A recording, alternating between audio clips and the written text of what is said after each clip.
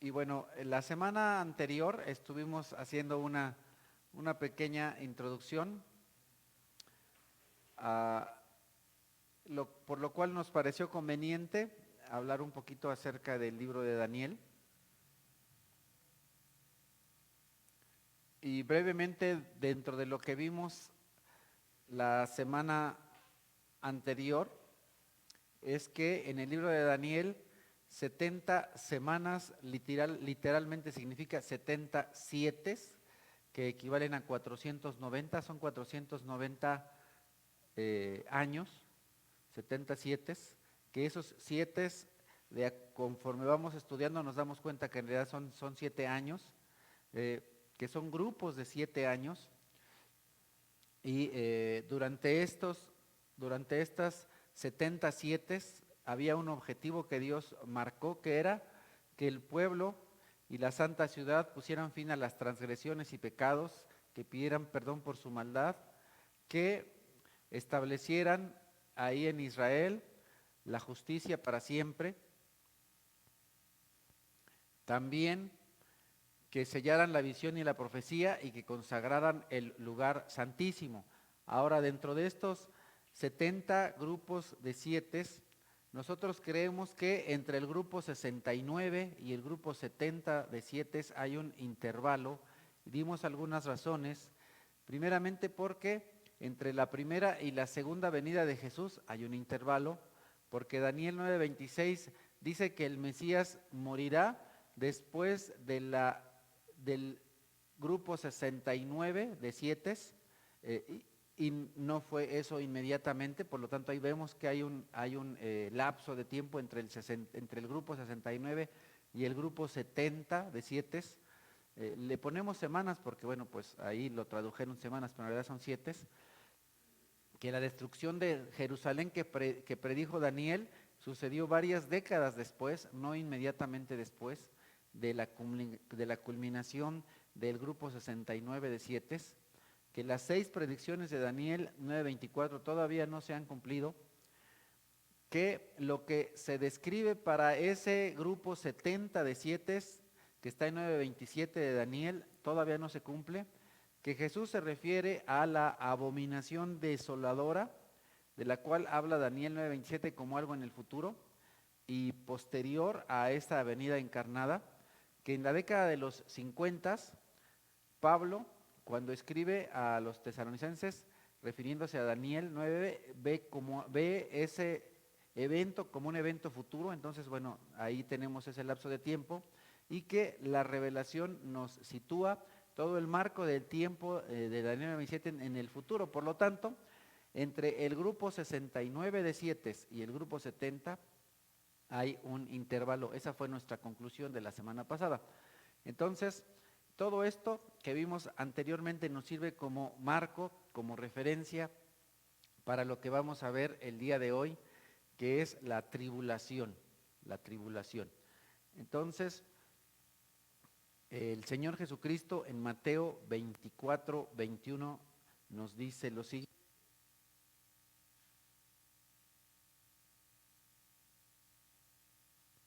porque habrá una gran tribulación como no la ha habido desde el principio del mundo hasta ahora, ni la habrá jamás. Entonces, ese tiempo en el futuro del cual habla el Señor Jesucristo, se le denomina la tribulación. ¿Por qué? Porque el Señor Jesucristo lo llamó así, la tribulación. Entonces, la tribulación es periodo, un periodo de 7 años. Ese es el 70avo 7, durante los cuales habrá juicios divinos. Esos juicios se van a realizar antes de que el Señor Jesucristo esté en la tierra. Se va a presentar, y lo vamos a mencionar al rato, pero no va a venir a la tierra, sino que se le va a ver en el cielo, pero no va a descender a la tierra. Va a ser algo interesante. Y todos estos juicios divinos serán antes de que el Señor Jesús venga y establezca su reino en la tierra. Este periodo al cual llamamos tribulación durará 7 años, de acuerdo a lo que nosotros vimos en Daniel 9:27, en el grupo 70 de 7. Yo sé que lo estoy repitiendo, pero bueno, para que estemos claros. La Biblia nos revela mucho más de la tribulación que de otros eventos futuros. En la Biblia hay muchas profecías, pero de lo que más habla proféticamente es de la tribulación. En el Antiguo Testamento se predice un tiempo de tribulación para Israel y también este evento se liga con la reunificación de Israel. Nosotros en Deuteronomio 4 encontramos lo siguiente en el versículo 30, y al cabo del tiempo, cuando hayas vivido en medio de todas esas angustias y dolores, volverás al Señor tu Dios y escucharás su voz. Entonces, aquí ustedes se dan cuenta, el Señor dice que vendrá angustias y dolores, y después de eso es cuando Israel volverá al Señor. Israel, los israelitas, desafortunadamente, históricamente a lo largo del tiempo, no han estado pegados con el Señor, han estado muy despegados. Incluso hay algunos pues incrédulos, ustedes lo han visto en la Biblia y lo vemos al día de hoy. Hay algunos israelitas que no creen en realidad en el Señor, lo niegan algunos. Jeremías también predice un tiempo de angustia. En Jeremías 37 dice, ay, será un día terrible, un día que no tiene parangón o comparación según la traducción que ustedes tengan. Será un tiempo de angustia para Jacob, pero será librado de ella.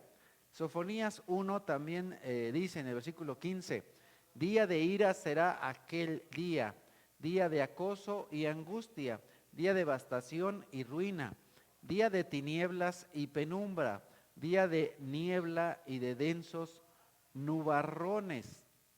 También Isaías, refiriéndose a este suceso, nos dice en el capítulo 34, versículo 8, porque el Señor celebra un día de venganza, un año de desagravio para defender la causa de Sión. Entonces el Señor va a defender su ciudad, la ciudad santa, la ciudad que Él escogió, a Sión. Y nosotros encontramos en Mateo, en el capítulo 24 y 25, que inauguramos el año con viendo esos dos capítulos. ¿Ustedes se acuerdan? ¿Sí se acuerdan? ¿No se acuerdan? Más o menos. Vimos Mateo capítulo 24 y 25, y en esos dos capítulos, junto con Marcos 13 y Lucas 21, los sucesos del final de los tiempos. También nosotros vamos a encontrar este tiempo de angustia en Apocalipsis, en los capítulos desde el 6 hasta el 19. En todos esos capítulos que no vamos a ver hoy, pero que vamos a ver los puntos más relevantes de ellos, ¿sí? Nos dan información detallada del periodo de la tribulación. Por ejemplo, en Mateo 24, nosotros encontramos en el versículo 6 y luego en el versículo 8, ustedes oirán de guerras y de rumores de guerras, pero procuren no alarmarse. Es necesario que esto suceda, pero no será todavía el fin. Se levantarán nación contra nación y reino contra reino, habrá hambres y terremotos por todas partes. Todo esto será apenas el comienzo de los dolores. Eso es la tribulación. Y luego en el mismo capítulo 24 de Mateo, en los versículos del 9 al 14, dice el Señor, entonces los entregarán a ustedes para que los persigan y los maten, y los odiarán por todas las naciones por causa de mi nombre. En aquel tiempo muchos se apartarán de la fe, unos a otros se traicionarán y se odiarán, y surgirá un gran número de falsos profetas que engañarán a muchos. Habrá tanta maldad que el amor de muchos se enfriará, pero el que se mantenga firme hasta el fin será salvo. Y este evangelio del reino se predicará en todo el mundo como testimonio a todas las naciones y entonces vendrá el fin. Como nosotros podemos ver, en medio de todas estas cosas terribles, un periodo bien terrible, tenemos algo bien interesante. Si ustedes se dan cuenta, aquí al final del versículo, más bien en el versículo 14 nos dice que el evangelio del reino va a ser proclamado a todo el mundo. Recordemos que las buenas noticias de salvación se tienen que dar a conocer a todo el mundo. Entonces, en medio de todo el periodo de tribulación, va a verse proclamado el evangelio.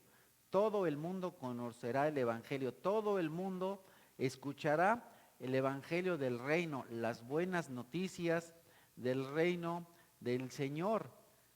Y después vendrá el fin. Entonces, tanto judíos o israelitas como gentiles van a ser salvos en medio de todo este periodo. Vamos a Apocalipsis 7, en los versículos 3 y 4 y luego el 9. Y vamos a ver cómo es que a Juan se le da a conocer este tiempo de angustia de Israel o la tribulación. La palabra tribulación también se entiende como el tiempo de angustia de Israel. Dice el Señor a través de Juan, no hagan daño ni a la tierra, ni al mar, ni a los árboles, hasta que hayamos puesto un sello en la frente de los siervos de nuestro Dios. Y oí el número que fueron sellados, 144,000 de todas las tribus de Israel. Entonces, estos sellados no son las personas que van tocando de puerta en puerta con su trajecito y su paraguas. No, son personas selladas de las 12 tribus de Israel. Aquí en México, aun cuando hay israelitas, porque los israelitas actualmente están en muchas partes del mundo, algunos se quieren colgar de ahí para decir que si tú tocas las puertas y hablas por cierto, ni siquiera ellos creen en Cristo, que si hablas de Dios, entonces tú vas a ser de los sellados. Eso no es lo que enseña la Biblia y eso es sacar de contexto lo que dice la Biblia. Esos 144,000 son 12,000 de cada tribu de Israel. Y yo no soy de ninguna tribu de Israel, yo soy de una tribu de ahí de por Santo Tomás Apipilhuasco, ¿verdad? De los Méndez y luego de los López. Y ahí hay otra tribu que son los Manzanitas y la tribu de los Rodríguez, pero ninguno de nosotros somos israelitas, entonces no estamos ahí. Y también nosotros creemos que no estaremos ahí, ¿se recuerdan?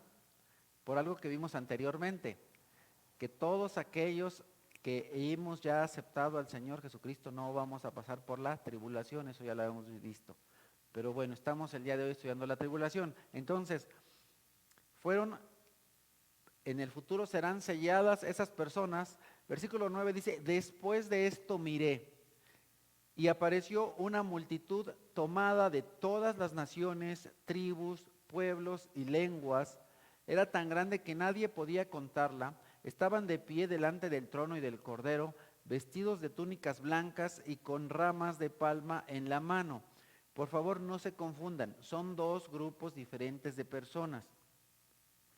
Unos son los 144,000 de las tribus de Israel y otro grupo son una multitud de todas las naciones, tribus, pueblos y lenguas. Porque dice, después de esto miré y apareció. ¿Sí? Entonces son dos grupos diferentes. En alguna ocasión que tuvimos un estudio, alguna persona se confundió y dijo, oiga, ¿qué pasó si aquí dice que son 144? A ver, son dos grupos diferentes. Es como si yo acá agarro y volteo y de pronto vi a dos de la familia Acosta. Y después volteé y vi a un montón de personas de muchas otras familias. Oye, pero por fin, ¿eran dos o eran muchos? Bueno, pues estos son dos y los de allá son un montón. ¿De acuerdo? Son dos grupos diferentes. Los de acá, los que están en la zona VIP, ¿verdad? Primera fila. Y luego los de allá, ¿verdad? Los de general y los del palco, ¿verdad? También. Ok, entonces, son dos grupos diferentes de personas. No hay contradicción. Continuamos, Apocalipsis 7, versículos 13, 14. Entonces uno de los ancianos me preguntó, ¿esos que están vestidos de blanco, quiénes son y de dónde vienen? Eso usted lo sabe, mi señor, respondí. Él me dijo, aquellos son los que están saliendo de la gran tribulación, han lavado y blanqueado sus túnicas en la sangre del Cordero. Entonces, como les comenté hace un momentito, en medio de toda esta tribulación habrá que salvación. Personas escucharán el Evangelio, todas, no todas, solo algunos. Algunos escucharán el Evangelio y en medio de todo esto van a ser salvados. Eso es algo estratégico. Dios va a salvar a muchas personas de muchas naciones, de muchos idiomas, van a ser salvados. Aún en medio de todas las cosas abominables que sucederán, nosotros vemos que se nos habla de esto por primera vez en Daniel 9:27, cuando se nos dice a través del profeta Daniel, durante una semana, que en realidad ya vimos que debería decir durante un 7, ese gobernante hará un pacto con muchos, pero a medio 7 pondrá fin a los sacrificios y ofrendas sobre una de las salas del templo, cometerá horribles sacrilegios hasta que le sobrevenga el desastroso fin que le ha sido decretado. Entonces, de acuerdo a todo lo que nos va narrando Daniel en el capítulo 9 del libro que está escrito con su nombre, a la mitad de la tribulación, a la mitad de estos 7 años, es decir, a los 3 años y medio, se nos describe que ese pacto que hace este personaje, el anticristo, del cual vamos a hablar la próxima semana, detiene el sistema de adoración judío en el templo. Pablo le llama el hombre de pecado. Se le menciona en 2 Tesalonicenses capítulo 2, en los versículos 3 y 4. Cuando dice Pablo, no se dejen engañar de ninguna manera, porque primero tiene que llegar la rebelión contra Dios y manifestarse el hombre de maldad. En otras traducciones se le dice el inicuo, el destructor por naturaleza. Este se opone y se levanta contra todo lo que lleva el nombre de Dios o es objeto de adoración hasta el punto de adueñarse del templo de Dios y pretender ser Dios. Entonces, con este evento, es decir, cuando se quiebra su alianza, la persecución contra los israelitas se vuelve más severa. Precisamente por eso el Señor Jesús les advierte a los habitantes de Judea que huyan sin pensar en, ay, es que los frijoles están en la lumbre, o es que dejé mi ropa ahí tendida, ¿verdad? Nada. Dice el Señor Jesucristo, y está escrito en Mateo 24, del 16 en adelante, los que estén en Judea, huyan a las montañas. El que esté en la azotea, no baje a llevarse nada de su casa.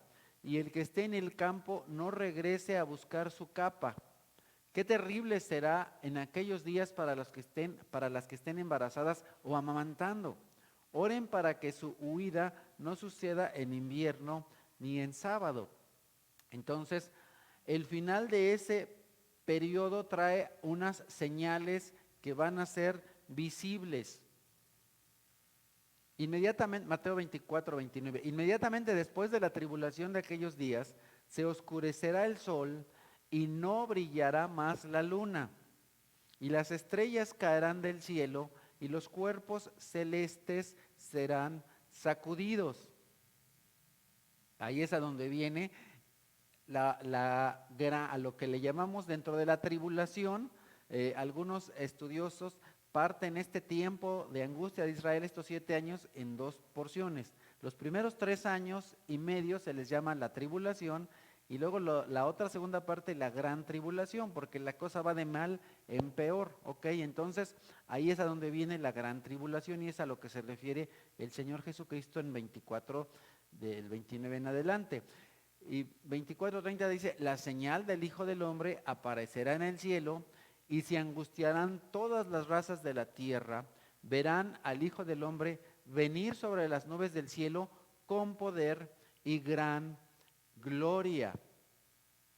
Luego en el 31 dice: y al sonido de la gran trompeta mandará a sus ángeles y reunirá de los 4 vientos a los elegidos de un extremo al otro del cielo. Entonces el regreso del Señor Jesús en gloria va a llevar al juicio de las naciones para ver quién entra en su reino. Viene un juicio para determinar quién entra y quién no entra. De esto se nos habla en los versículos 31 en adelante. Cuando el Hijo del Hombre venga en su gloria, con todos sus ángeles, se sentará en su trono glorioso. Todas las naciones se reunirán delante de él, y él separará a los unos de los otros, como separa el pastor las ovejas de las cabras. Luego dirá a los que están a su izquierda: apártense de mí, malditos, al fuego eterno, preparado para el diablo y sus ángeles. Aquellos irán al castigo eterno, y los justos a la vida eterna. Como les comenté hace un momentito, en los capítulos desde el 6 hasta el 19 del libro del Apocalipsis, se nos detallan esos juicios que van a acontecer en el tiempo de la tribulación en forma de sellos, trompetas y copas. Estos son juicios masivos, secuenciales, y van revelando cómo Dios va trayendo juicios sobre la tierra, sobre el mundo incrédulo, y esos juicios van en aumento. Y no solamente es contra él, sino también contra el anticristo, contra todos sus seguidores. Dado que Jesús es el que abre los juicios, Jesús es el que abre los juicios, Jesús es el que abre los sellos, y todos los demás sellos nos muestran, todos los demás juicios nos muestran la ira de Dios Padre y la ira del Señor Jesucristo. En el libro del Apocalipsis narra Juan que él, cuando recibe toda la visión, se encuentra muy triste porque Dios le da a conocer los juicios que vendrán sobre la tierra. Y él se pone muy triste porque todos los documentos históricamente se les ponía un sello, y ese sello normalmente era con cera, y para ver que no fuera violado ese documento, que no fuera abierto, sobre ese sello le ponían su anillo, y ahí estaba la marca del anillo. En algunas invitaciones, si algunos de ustedes lo han invitado a alguna boda pomposa o a unos 15 años elegantiosos, les llega una invitación con un sellito ahí. Ok, bueno, eso es súper antiguo. Eso tiene más de 2000 años, mucho más que se hacía eso. Entonces, para verificar que nadie hubiese abierto ese documento, le ponían ese sello, para que solamente la persona indicada lo pudiera abrir. Entonces, ahí viene un documento, y este documento nadie lo puede abrir. Y Juan se pone muy triste porque nadie puede abrir ese documento. Y entonces le dice: no te pongas triste, porque he aquí el león de la tribu de Judá, él es el que abrirá este documento. Entonces él viene y abre ese documento, y ese documento es un título de propiedad. Es el título de propiedad en el cual se declara que quien es dueño de toda la tierra es quien, el Señor Jesús.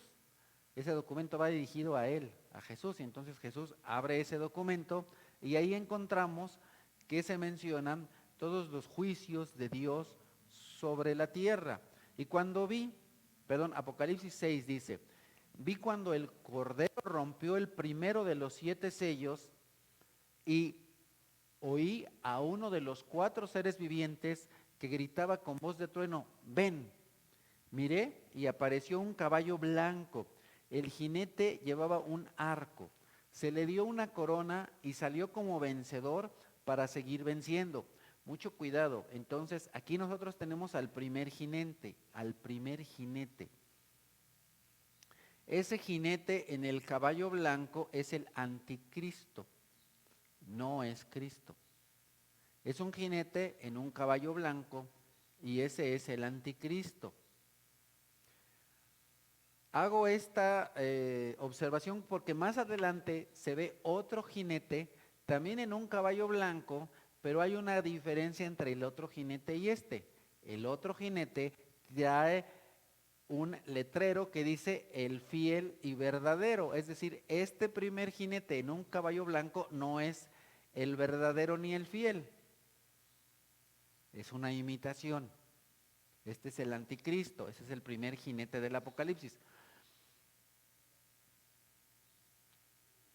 Y se le da poder, se le da la oportunidad de ¿qué? De vencer. Salió como vencedor y para seguir venciendo.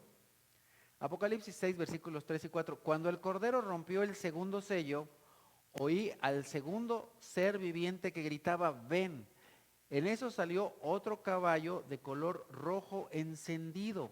Al jinete se le entregó una gran espada que permitió quitar la paz de la tierra y hacer que sus habitantes se mataran unos a otros. Entonces el segundo jinete, ¿qué es?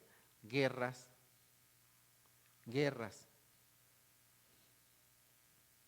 Apocalipsis 6, versículos 5 al 6. Cuando el Cordero rompió el tercer sello, oí al tercero de los seres vivientes que gritaba, ven. Miré y apareció un caballo negro. El jinete tenía una balanza en la mano y oí como una voz en medio de los 4 seres vivientes que decía, 1 kilo de trigo o 3 kilos de cebada por el salario de un día. Parece como que ya estamos llegando ahí, ¿verdad? El salario de un día apenas y para 1 kilo de trigo y no alcanza para más. Pero no afectes el precio del aceite del vino. Entonces este jinete es que hambre.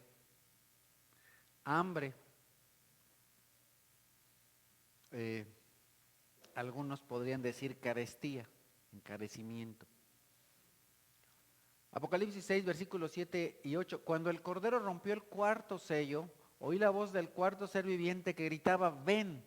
Miré y apareció un caballo amarillento. El jinete se llamaba Muerte, y el infierno le seguía de cerca, y se les otorgó poder sobre la cuarta parte de la tierra. Entonces la cuarta parte de los habitantes de la tierra que se mueren, para matar por medio de la espada, del hambre y de las epidemias y las fieras de la tierra. Entonces este cuarto jinete es muerte. Apocalipsis 6, versículo 9 al 11. Cuando el Cordero rompió el quinto sello, vi debajo del altar las almas de los que habían sufrido el martirio por causa de la palabra de Dios y por mantenerse fieles en su testimonio. Gritaban a gran voz, ¿hasta cuándo, soberano Señor, santo y veraz, seguirás sin juzgar a los habitantes de la tierra y sin vengar nuestra muerte? Entonces cada uno de ellos recibió ropas blancas y se les dijo que esperaran un poco más hasta que se completara el número de sus consiervos y hermanos que iban a sufrir el martirio como ellos. ¿Qué es el martirio? La palabra martirio está definida aquí mismo. La palabra martirio es la muerte o el sufrimiento que se padece por creer en una enseñanza y defenderla. Eso es lo que significa la palabra martirio. Y eso es lo que nos dice ahí. Entonces, son personas que mueren o sufren. ¿Por qué? Por su testimonio, por lo que dicen, porque ellos dicen creer en Dios, dicen creer en Cristo y por lo tanto son ¿qué? Muertos o sufren. Son muertos o les hacen sufrir. Eso es el martirio. ¿Ok?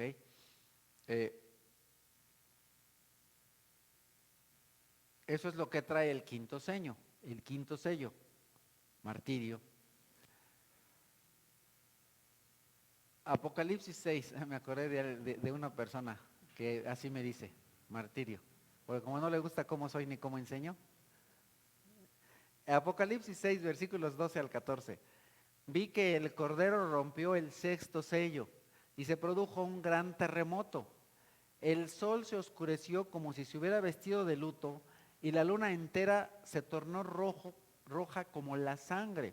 Y las estrellas del firmamento cayeron sobre la tierra como caen los higos verdes de la higuera sacudida por el vendaval. El firmamento desapareció como cuando se enrolla un pergamino y todas las montañas y las islas fueron removidas de su lugar. Entonces, el sexto sello son terremotos y los terremotos traen consigo varias otras cosas. Entonces, los 6 sellos incluyen la llegada del anticristo, guerra, hambre, muerte, martirio y terremotos. Eso es Apocalipsis 6 del 2 al 12. Y todos estos corresponden a condiciones de lo que nos habla el Señor Jesucristo en Mateo 24 del 4 al 7. Es decir, estos son ¿qué? El principio de dolores. Es decir, hasta aquí apenas es el principio de los dolores. La cosa todavía no está tan terrible. Apenas es el puro principio. Vaya principio, ¿no?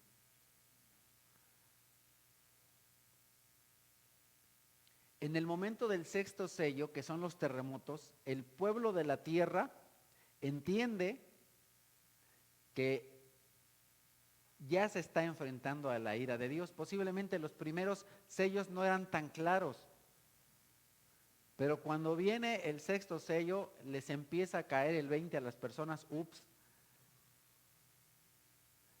no dirían ya nos cayó el chamuco, sino ya nos cayó Dios. Les he enseñado, para las personas que le tienen temor al enemigo de Dios, pues en realidad no.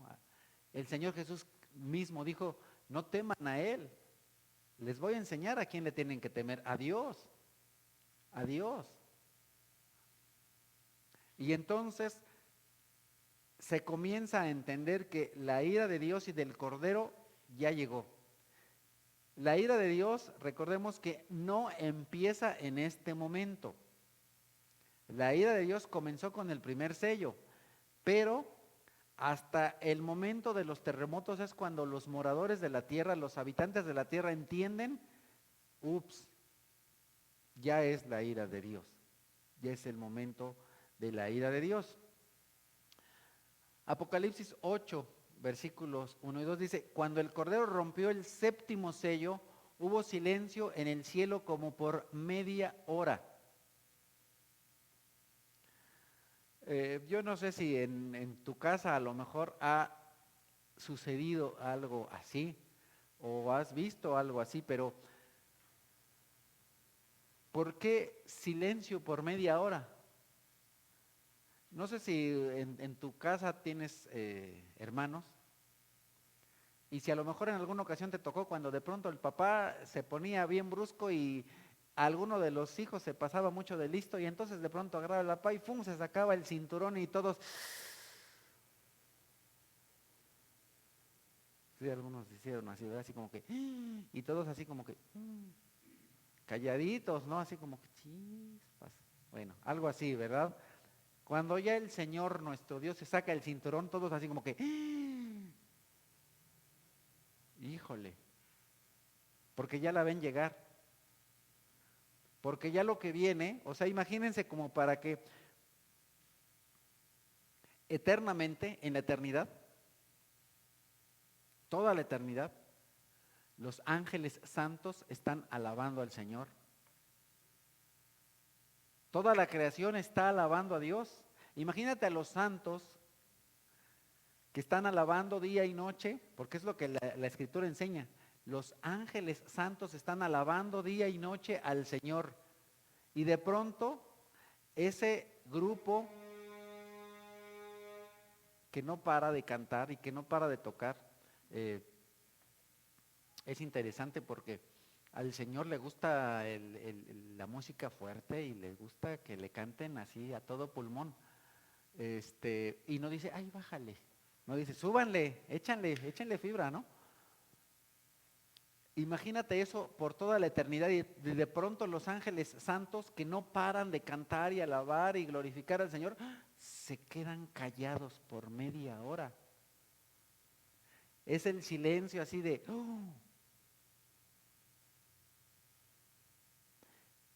Y vi a los 7 ángeles que estaban de pie delante de Dios, a los cuales se les dieron las 7 trompetas. Entonces, si ustedes se dan cuenta, el séptimo sello incluye, ¿qué? Las 7 trompetas. Y ahora vamos a ver en qué consisten las 7 trompetas. Apocalipsis 8:7. Tocó el primero su trompeta y fueron arrojados sobre la tierra granizo y fuego mezclados con sangre. Que llueva granizo, pero no solo granizo, sino también fuego mezclado con sangre va a ser algo terrible. Y se quemó la tercera parte de la tierra y la tercera parte de los árboles y toda la hierba verde, porque del cielo cae fuego mezclado con sangre. La ira del Señor viene así, y entonces la tercera parte de la tierra se quema, la tercera parte de los árboles y la hierba verde es quemada. Tocó el segundo ángel su trompeta y fue arrojado al mar algo que parecía una enorme montaña envuelta en llamas. Ustedes saben y les comenté que respecto de este tiempo futuro se han escrito un montón de libros o películas, ¿verdad? Que ya viene un asteroide para chocarse con la Tierra. Bueno, pues, ¿de dónde se les ocurrió inventar tal cosa? Pues de ahí. El Señor predice que en el futuro sucederá eso. Vendrá algo tan enorme como una gran montaña envuelta en llamas. ¿Ah? Un meteorito enorme viene y se estrella contra el mar. Y entonces la tercera parte del mar se convierte en sangre. Y muere la tercera parte de las criaturas que viven en el mar.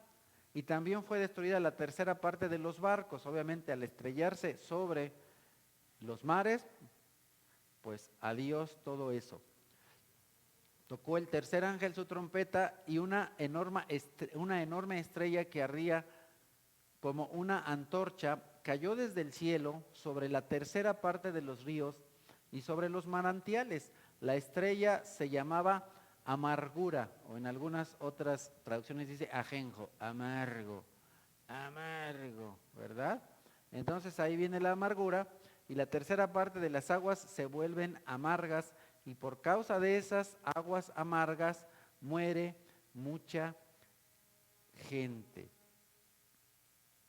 Tocó el cuarto ángel su trompeta y fue asolada la tercera parte del sol, de la luna y de las estrellas, de modo que se oscurecieron la tercera parte de ellos. Así quedó sin luz la tercera parte del día y la tercera parte de la noche. Tocó el quinto ángel su trompeta, estamos en Apocalipsis 9, y vi que había caído del cielo a la tierra una estrella a la cual se le entregó la llave del pozo del abismo. En la escritura, más adelante les voy a dar algunas recomendaciones en cuanto a cómo leer y entender correctamente el libro del Apocalipsis, Pero en el libro, cuando se nos menciona a las estrellas, se refiere a ángeles. Esto no es algo nuevo. Desde el Antiguo Testamento, en algunas partes, no siempre, cuando se habla de estrellas, son ángeles. Entonces, vamos de nuevo. Tocó el quinto ángel su trompeta y vi que había caído del cielo a la tierra una estrella, a la cual se le entregó la llave del pozo del abismo. De la humareda descendieron langostas sobre la tierra y se le dio poder como el que tienen los escorpiones de la tierra. Se les ordenó que no dañaran la hierba de la tierra, ni ninguna planta, ni ningún árbol, sino solo a las personas que no llevaran en la frente el sello de Dios. No se les dio permiso para matarlas, sino solo para torturarlas durante 5 meses. Su tormento es como el producido por la picadura de un escorpión. En aquellos días la gente buscará la muerte, pero no la encontrará. Desearán morir, pero la muerte huirán de ellos. Algunas personas, tal vez en algún momento has escuchado a algún familiar o amigo muy enfermo y tiene una enfermedad tan fuerte, tan grave, que ya lo que quiere pues, es morirse. A lo mejor has escuchado de alguna persona así, espero que nunca hayas pasado por algo así. Pero cuando el dolor de algunas personas, de algunas enfermedades es muy grande, a veces lo que ya quieren pues es morirse, y entonces eso es lo que va a suceder ahí, tormento, angustia sobre las personas por estas picaduras de estos escorpiones. Bueno, en realidad son un tipo de animal muy interesante, porque nos dice la Escritura que son langostas, pero que tienen poder como de escorpiones. Entonces en realidad no son escorpiones. Su picadura es como la de un escorpión, pero en realidad son langostas. Sí sabemos que son las langostas, ¿verdad? Son los parientes de Cricri, son parientes de los santamontes o de los chapulines. Son un tipo de chapulín. Y no es el chapulín colorado, son otros chapulines, ¿verdad? Apocalipsis 9 del 13 al 15 dice: tocó el sexto ángel su trompeta y oí una voz que salía de entre los cuernos del altar de oro que está delante de Dios. A este ángel que tenía la trompeta, la voz le dijo: suelta a los 4 ángeles que están atados a la orilla del gran río Éufrates. Así que los 4 ángeles que habían sido preparados precisamente para esa hora y ese día, mes y año, fueron sueltos para matar a la tercera parte de la humanidad. Entonces Dios tiene a ángeles ahí atados, preparados para un día especial. Por eso es que el Señor en el libro de los Salmos dice que Dios aún al malo lo hizo para el día de la calamidad. Todo tiene un propósito en los planes de Dios. Tenemos ahí a estos ángeles preparados precisamente para dar muerte a la tercera parte de la humanidad. Ahora recuerden que ya antes se habían muerto la tercera parte, y otros, la tercera parte de jalón, pero otros van muriendo en el proceso, y ahora vienen y estos ángeles dan muerte a otra tercera parte. Entonces, como se dan cuenta, cada vez hay menos personas. Apocalipsis 11 del 15 al 18, tocó el séptimo ángel su trompeta y en el cielo resonaron fuertes voces que decían: el reino del mundo ha pasado a ser de nuestro Señor y de su Cristo. Él reinará por los siglos de los siglos. Los 24 ancianos que estaban sentados en sus tronos delante de Dios se postraron rostro en tierra y adoraron a Dios diciendo: Señor Dios Todopoderoso, que eras, y en algunas traducciones dice: y que has de venir. Te damos gracias porque has asumido tu gran poder y has comenzado a reinar. Entonces, si ustedes se dan cuenta, La séptima trompeta inicia con el pasar el reino al Señor Jesucristo. Apocalipsis 11 dice, seguimos ahí, las naciones se han enfurecido, pero ha llegado su castigo, el momento de juzgar a los muertos y de recompensar a tus siervos los profetas, a tus santos y a los que temen tu nombre, sean grandes o pequeños, y de destruir a los que destruyen la tierra. Entonces, el conjunto final de los juicios son los juicios de las copas. Esos van a llegar un poquito más tarde, y entonces viene una sucesión de eventos todavía más graves. Entonces, esta trompeta incluye ¿qué? La séptima trompeta incluye las copas. Oí una voz desde el templo, estamos en Apocalipsis 16, que gritaba o que decía a gritos a los 7 ángeles: vayan y derramen sobre la tierra las 7 copas del furor de Dios. En varias partes de la Biblia se habla de la copa de la ira de Dios. Bueno, pues aquí no es una copa, sino 7.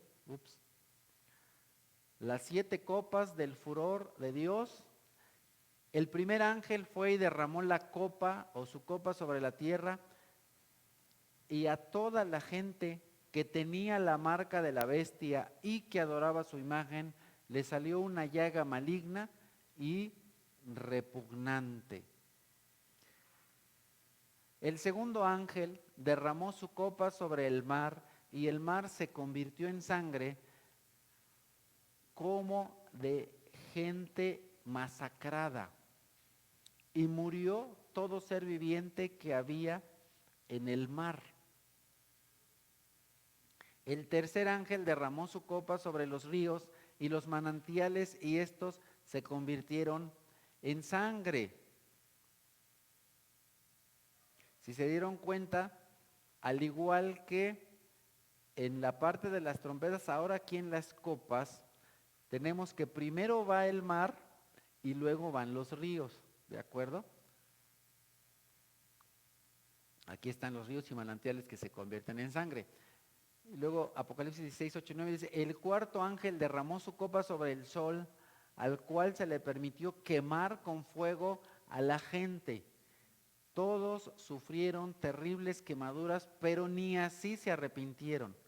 En vez de darle gloria a Dios, que tiene poder sobre estas plagas, maldijeron su nombre. El quinto ángel, Apocalipsis 16, 10, 11, el quinto ángel derramó su copa sobre el trono de la bestia, y el reino de la bestia quedó sumido en la oscuridad. La gente se mordía la lengua de dolor, y por causa de sus padecimientos y de sus llagas, maldecían al Dios del cielo, pero no se arrepintieron de sus malas obras. Uy, yo veo aquí como que los ojos a algunos se les hacen cada vez más grandes, ¿no? Apocalipsis 16, 12, 14. El sexto ángel derramó su copa sobre el gran río Éufrates, y se secaron sus aguas para abrir paso a los reyes del oriente. Y vi salir de la boca del dragón, de la boca de la bestia y de la boca del falso profeta 3 espíritus malignos que parecían ranas. Son espíritus de demonios que hacen señales milagrosas y que salen a reunir a los reyes del mundo entero para la batalla del gran día del Dios Todopoderoso. Aquí en esta copa parece como que no pasa nada. Dices, ¿y dónde está la ira? No veo ahí. Bueno, precisamente el que estos personajes de los cuales vamos a hablar un poquito la próxima semana hagan todas estas cosas es parte de la ira de Dios. El Señor está permitiendo que ellos hagan esto, pero aquí el agua se seca. En realidad aquí ya hay, de la poca agua que queda, sequía. El séptimo ángel derramó su copa en el aire, y desde el trono del templo salió un vozarrón que decía: se acabó, se acabó.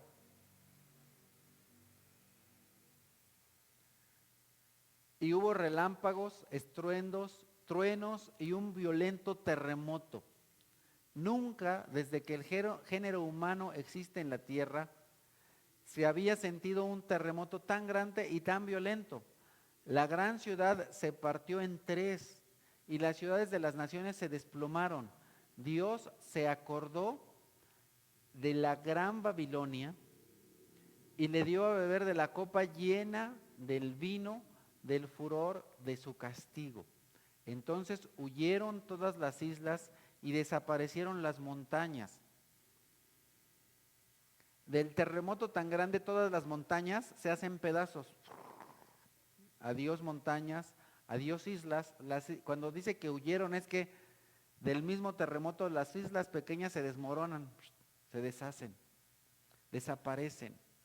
Del cielo cayeron sobre la tierra, sobre la gente, enormes granizos de casi 40 kilos cada una. Imagínate, te cae un granizo de 40 kilos. Ups. Y maldecían a Dios por esa terrible plaga. Esa es la séptima copa, la copa final, a donde dice el Señor: se acabó, se acabó. Viene un terremoto que hace todo pedazos, la tierra es hecha pedazos, toda. Se terminan las montañas, se terminan las islas. Ups. En Isaías 24, no lo vamos a explicar, solamente lo vamos a leer así de breve, cómo a Isaías se le dejó ver ese día. Miren, el Señor arrasa la tierra y la devasta, trastorna su faz y dispersa a sus habitantes. Lo mismo les pasará al sacerdote y al pueblo, al amo y al esclavo, a la señora y a la esclava, al comprador y al vendedor, al prestamista y al prestatario, al acreedor y al deudor. La tierra queda totalmente arrasada, saqueada por completo, porque el Señor lo ha dicho. La tierra languidece y se marchita, el mundo se marchita y desfallece, desfallecen los notables de la tierra yace profanada, pisoteada por sus habitantes, porque han desobedecido las leyes, han violado los estatutos, han quebrantado el pacto eterno. Por eso, una maldición consume la tierra, y los culpables son sus habitantes. ¿Por qué viene ese terrible juicio de Dios? ¿De quién es la culpa? De los habitantes de la tierra. Por eso el fuego los consume y solo quedan unos cuantos.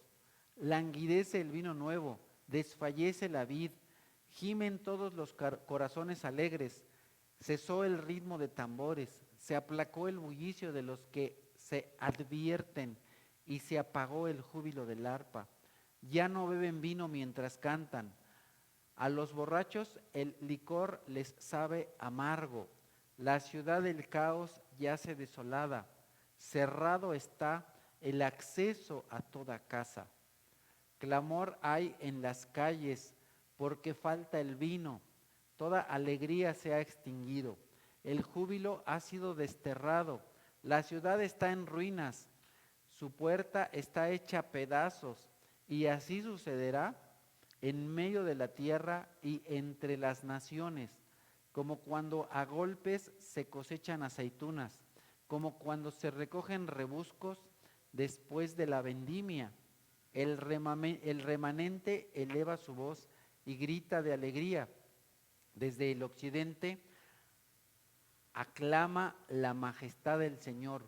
Por eso glorifiquen al Señor en el oriente, en el nombre del Señor Dios de Israel, en las costas del mar, desde los confines de la tierra oímos cantar gloria al justo. Porque yo digo, ay de mí, qué dolor que me consumo. Los traidores traicionan, los traidores maquinan traiciones. Terror, fosa y trampa están contra ti, habitante de la tierra. Quien huya del grito del terror caerá en la fosa, y quien suba del fondo de la fosa caerá en la trampa, porque abiertas están las ventanas de lo alto y tiemblan los cimientos de la tierra. La tierra se quiebra, se desintegra, la tierra se agrieta, se desquebraja, la tierra tiembla y retiembla. La tierra se tambalea como un borracho, se sacude como una choza. Tanto pesa sobre ella su rebelión que caerá para no volver a levantarse. En aquel día el Señor castigará a los poderes celestiales en el cielo y a los reyes terrenales en la tierra. Serán amontonados en un pozo como prisioneros entre rejas, y después de muchos días se les castigará. La luna se sonrojará y el sol se avergonzará, porque sobre el monte Sión, sobre Jerusalén, reinará el Señor Todopoderoso, glorioso entre sus ancianos. Así es como lo describe Isaías. Entonces, como ustedes se dan cuenta, ese día no es algo nuevo, no es algo solamente que a Juan se le dijo, sino es algo que se le dijo de una manera muy clara a Isaías. En este capítulo, Isaías 24, se le mostró algo a Daniel. Y regresando a Apocalipsis 3:10 dice, ya que has guardado mi mandato de ser constante, yo por mi parte te guardaré de la hora de la tentación que vendrá sobre el mundo entero para poner a prueba a los que viven en la tierra. Entonces, después de decir todo eso, nosotros debemos estar confiados en esta promesa del Señor, que ¿qué? Que todas esas cosas tan terribles y violentas que sucederán, no le sucederán a toda persona que acepte a Dios como su Dios y a Cristo como su único y suficiente Salvador. Si no lo has hecho, hazlo ya, porque ese día de la ira del Señor, ese inicio de dolores, no sabes cuándo viene, puede empezar mañana. Esos 7 años pueden empezar hoy, pueden empezar mañana, y tal vez tú te quedes para experimentar todas esas cosas tan terribles que vimos hoy. Entonces, como nosotros vimos, la tribulación tiene un doble propósito. En primer lugar, la tribulación salvará para salvar a esos pocos fieles que queden de Israel. La tribulación también va a llevar que los propósitos que Dios dio en Daniel 9:24, ¿se acuerdan lo que vimos? Ya lo he repetido varias veces ese pasaje, se cumplan.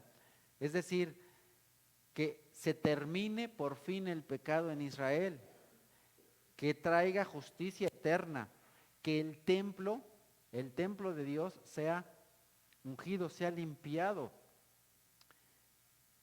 Entonces, como lo leímos hace un ratito en Jeremías 37, Israel será librado, pero no todo Israel, porque el Señor Jesucristo también dice que hay verdaderos israelitas, hay verdaderos creyentes, porque dice, porque no todo Israel es un verdadero Israel, es decir, no todos los israelitas son verdaderos judíos y no todos los judíos son verdaderos creyentes.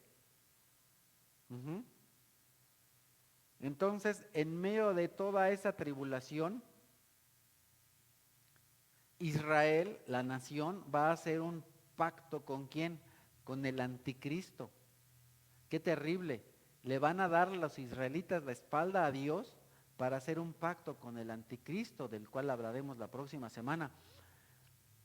Pero algunos pocos, los fieles, durante todo ese periodo estarán reconociendo a Cristo, al verdadero Mesías.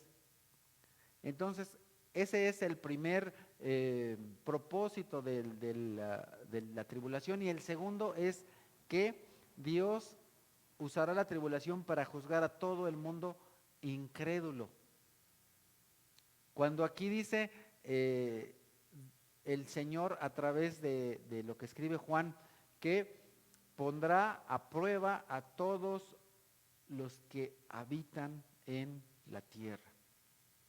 Bueno, entonces así, yo sé que vimos hoy un montón de cosas, pero vamos a un resumen. Entonces, los 6 sellos de Apocalipsis 6 incluyen el primero, la llegada del anticristo; el segundo, la guerra; el tercero, el hambre; el cuarto, la muerte; el quinto, el martirio; el sexto, los terremotos; el séptimo, las 7 trompetas.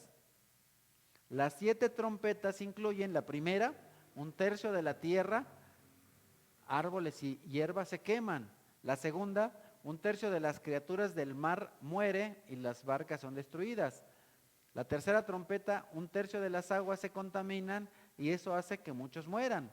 La cuarta: 1/3 del sol y de la luna y de las estrellas se oscurecen. La quinta: las langostas, que en realidad son demonios, son liberados para atormentar a las personas. La sexta: son 4 demonios atados que son liberados para matar a la tercera parte de la humanidad.